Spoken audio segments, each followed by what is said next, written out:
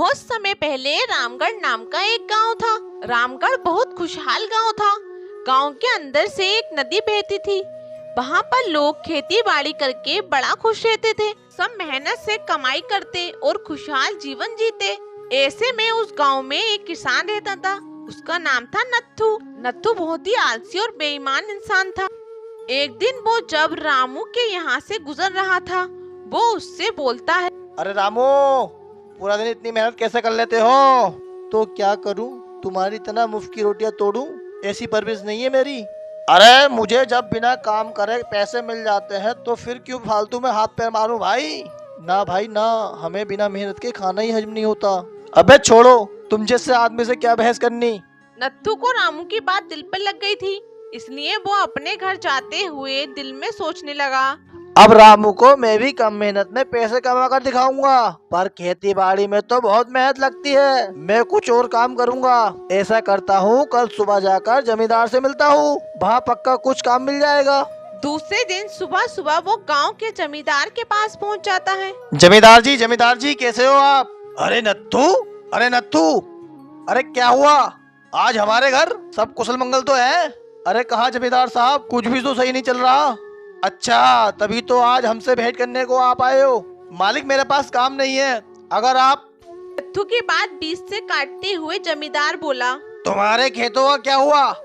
नत्थू जो बेईमान था, उसने उस प्रश्न का झूठा जवाब दिया।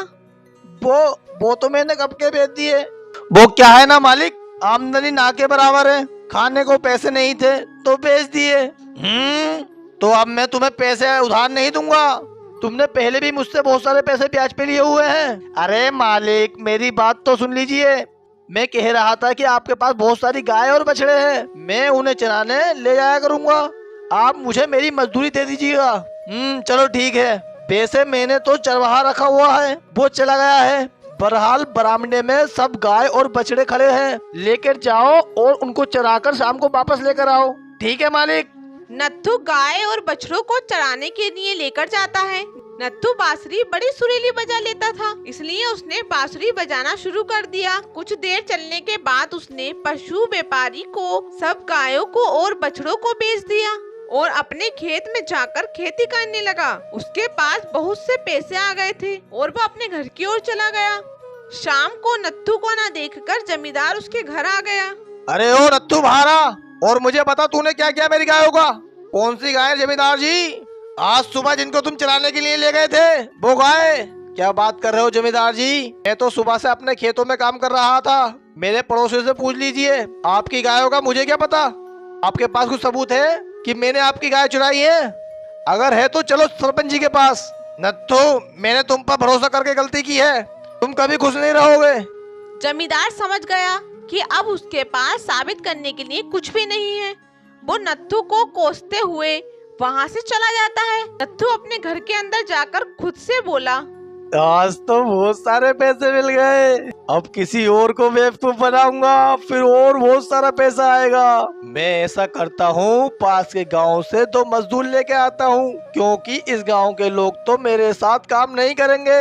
मैं उनसे खेती बाड़ी कराऊंगा, फिर मुझे बहुत सारा मुनाफा होगा। दूसरे दिन नत्थू पास के गांव से 2 मजदूर लेके आता है। उनसे वो 3 महीने बहुत काम करवाता है। 3 महीने में नत्थू के खेत में फसल लहराने लगी। उसके बाद वो मजदूर नत्थू से मजदूरी लेने गए। अरे नत्थू जी, हमें हमारी मजदूरी दे दीजिए। साहब, हमें 3 महीने हो गए आपके यहाँ काम करते करते, और आपको काफी मुनाफा भी हुआ है। अब तो हमारी मजदूरी दे दीजिए। अरे अरे, कौन सी मजदूरी, कौन सा काम, कौन है आप लोग? देखिए, हमने जी जान लगाकर आपके साथ काम किया है, अब तो हमें हमारे पैसे दे दीजिए।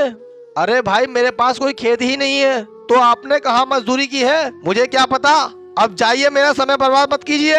अरे नत्थू जी, जो आप कर रहे हो वो ठीक नहीं है। हमको आपके गांव वालों ने सावधान किया था पहले ही कि आपके साथ काम न करें, लेकिन अब क्या करें, हम ठहरे मजदूर लोग लालच में आ गए। खैर, अब आप मान ही नहीं रहे तो आपको भुगतना तो पड़ेगा।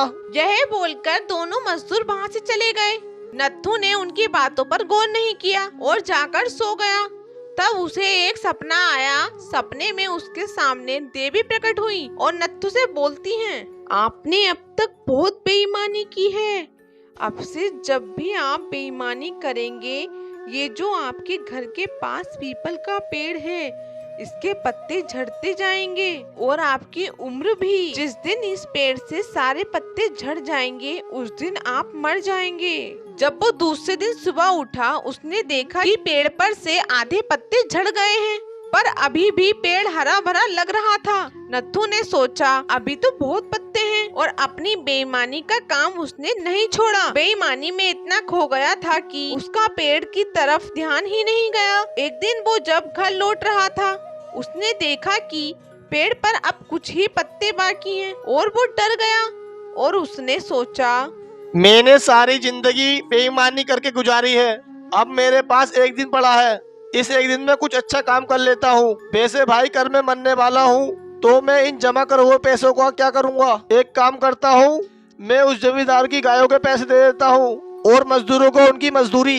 ये सोचकर नत्थू अपने घर से पेटी में रखे हुए सारे पैसे निकालकर जमींदार और मजदूरों को दे देता है, और कुछ पैसों से रास्ते के गरीब बच्चों को खाना खिला देता है। और आज उसे ये सब कर बड़ी खुशी मिली थी। मैं कितना अच्छा महसूस कर रहा हूँ, काश मैंने बेईमानी की ही नहीं होती तो मैं आज मरता ही नहीं। चलो अब घर चल के मरने का इंतजार करता हूँ, चलो।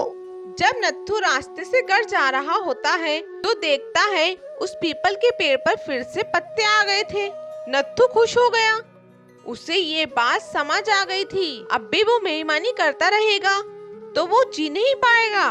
उसने बेईमानी छोड़कर हमेशा के लिए अच्छाई का रास्ता अपना लिया। तो प्यारे बच्चों, हमें इस कहानी से ये सीख मिलती है कि बुराई का फल हमेशा बुरा ही होता है।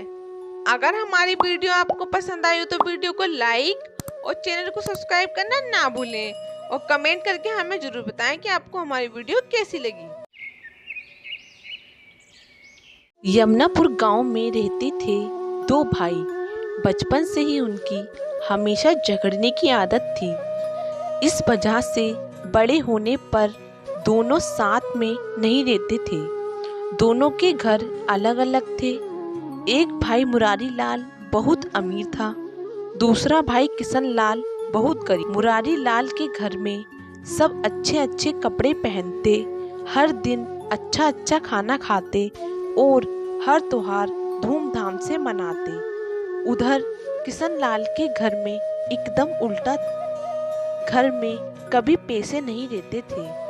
पैसे की तंगी होने से उसके यहाँ ना तो पहनने को कपड़े थे ना खाने को खाना।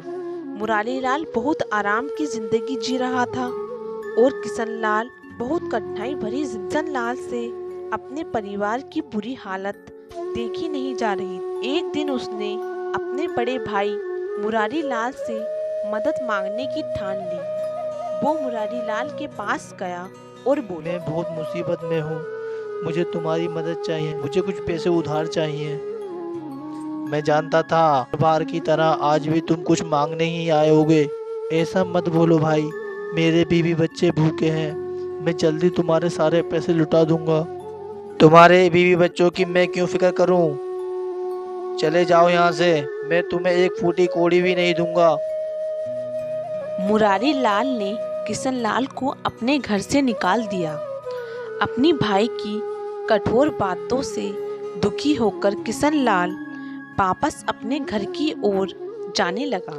रास्ते में उसने देखा कि एक बहुत बूढ़ा आदमी लकड़ी का एक बड़ा गट्ठा उठाने की कोशिश कर रहा है। किशन लाल अच्छे स्वभाव का था। अरे काका रुकिए, मैं आपकी मदद करता हूँ। धन्यवाद, मुझसे भारी वजन उठाया नहीं जा रहा। अच्छा हुआ तुम आ गए, लेकिन तुम इतना परेशान क्यों दिख रहे हो? नहीं काका, कुछ नहीं। देखो, मैं शायद तुम्हारी कुछ मदद कर सकूं। बोलो बेटा, क्या बात है? मैं बहुत गरीब हूँ काका, मेरा परिवार भूखा है और मैं कुछ भी नहीं कर पा रहा हूँ। मैं पैसे भी नहीं कमा पा रहा हूँ। मुझे कुछ समझ नहीं आ रहा, मैं अपने परिवार का पोषण कैसे करूं?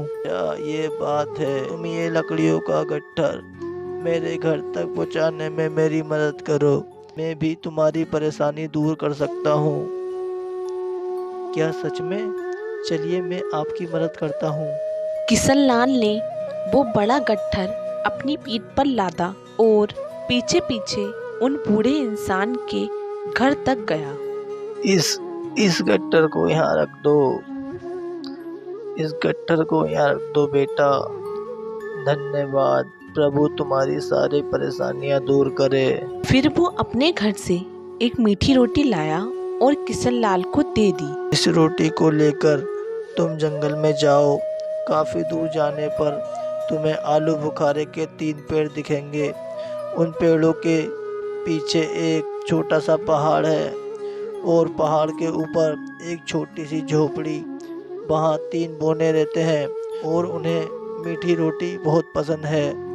उन्हें ये रोटी देकर बदले में उनसे पैसे नहीं, पत्थर की चक्की मांगना। किशनलाल ने उसकी सारी बात बहुत ध्यान से सुनी और मीठी रोटी लेकर वो तुरंत जंगल की ओर निकल पड़ा। बहुत ही आगे चलने पर उसे आलू बुखारे के वो 3 पेड़ दिखे जो उस बूढ़े आदमी ने उसे बताए थे। किशनलाल का मन वहाँ कुछ देर रुक कर फल खाकर आगे बढ़ने का हुआ। उसने अपनी भूख को नजरअंदाज किया और आगे बढ़ता रहा। आगे बढ़ने पर उसे पहाड़ दिखा और उस पहाड़ के ऊपर एक छोटी सी झोंपड़ी देखकर किशनलाल खुश हो गया। वो झोंपड़ी के अंदर गया और उसने देखा वहाँ 3 बोने थे। बूढ़े आदमी की सारी बातें सच थीं, लेकिन बोने उसे देखकर बहुत नाराज हो गए। लेकिन किशनलाल अपने उत्साह में उनका गुस्सा देख ही नहीं पाया। अचानक बोना बोला, कौन हो तुम? अंदर कैसे आ गए? किशनलाल अचानक उनकी आवाज सुनकर सहम गया और होश में आया। मैं किशनलाल हूँ। किशनलाल? हम किसी किशनलाल को नहीं जानते। तुम जरूर कुछ चुराने आए हो। इसे पकड़कर बांध देना चाहिए। ये सुनते ही किशनलाल डर गया और उसके हाथ से वो मीठी रोटी नीचे गिर गई। नहीं, मैं कोई चोर नहीं हूँ। मैं तो ये मीठी रोटी लाया था। मीठी रोटी देखते ही बोनों का गुस्सा कुछ इस तरह गायब हो गया जैसे बारिश के बाद गर्मी गायब हो जाती है। अरे इसके पास तो मीठी रोटी है। हमें मीठी रोटी बहुत पसंद है। क्या ये तुम हमारे लिए लाए हो? हाँ, मैं ये आपके लिए ही लाया हूँ। कोई बात नहीं, हम इसे खरीदेंगे। तुम्हें इसके बदले क्या चाहिए? तुम जो चाहे वो ले सकते हो। धन्यवाद। मुझे इसके बदले पत्थर की चक्की चाहिए। हमें मंजूर है, ये लो चक्की। इतना सुनते ही उस बोने के हाथ में पत्थर से बनी चक्की आ गई। इससे तुम कुछ भी मांग सकते हो। जब तुम इसे पीसोगे तब ये चक्की तुम्हारी हर कोई इच्छा पूरी करेगी। कोई मामूली चक्की नहीं है। लेकिन एक बात का ध्यान रखना, काम हो जाने पर इस चक्की को कपड़े से ढक देना, जिससे ये चक्की रुक जाएगी। मैं समझ गया। आपका बहुत बहुत धन्यवाद। खुश होकर किशनलाल वो चक्की लेकर अपने घर वापस गया। उसने तुरंत जमीन पर एक कपड़ा बिछाया, चक्की उस पर रखी।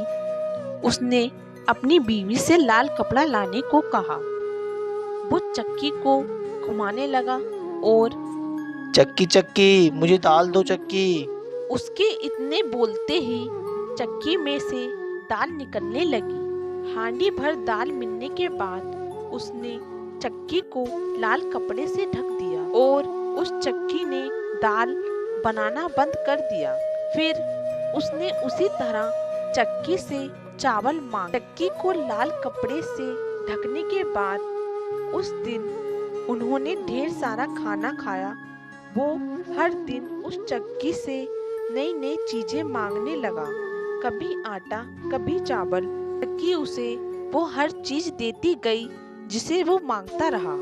चक्की से मिली वो सारी वस्तुओं को बाजार में बेचता बेचता रहा।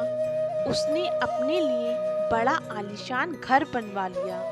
अब उसके परिवार के पास सब कुछ था, खाने को भरपेट खाना और पहनने के लिए अच्छे अच्छे कपड़े।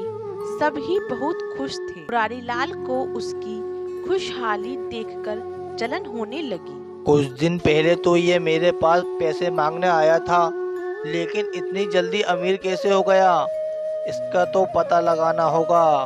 ऐसा सोचकर वो अपने भाई किशनलाल के घर में चुपके से घुस गया। थोड़ी ही देर में उसे चक्की के बारे में पता चल गया। अगले ही दिन उसने उस जादुई चक्की को चुरा लिया और अपने परिवार के साथ गांव छोड़ने की ठान ली। चक्की लेकर गांव से निकल पड़ा। वो सभी नाव में बैठकर सागर पार करने लगा। बीच रास्ते में ही उसने चक्की को चलाना चाहा। उसने चक्की को चलाया और अपनी इच्छा प्रकट की। चक्की चक्की, मुझे नमक दो चक्की। बस फिर क्या था, चक्की ने नमक निकालना शुरू कर दिया। उस चक्की से नमक निकलता रहा और नाव बहुत भर गई। अपने लालच में उसने चक्की को बंद करने का तरीका ही नहीं देखा था। अब वो चक्की घूमती रही और उससे नमक निकलता गया। नमक के भार से उसकी नाव डूब गई और मुरारीलाल का पूरा परिवार उस सागर में डूब गया। फिर भी चक्की से नमक निकलना बंद नहीं हुआ। आज भी उस चक्की में से नमक निकल रहा है। शायद इसलिए सागर का पानी खारा हो गया है। अगर हमारी वीडियो आपको पसंद आई हो तो वीडियो को लाइक और चैनल को सब्सक्राइब करना ना भूलें और हमें कमेंट करके जरूर बताएं आपको हमारी वीडियो कैसी लगी।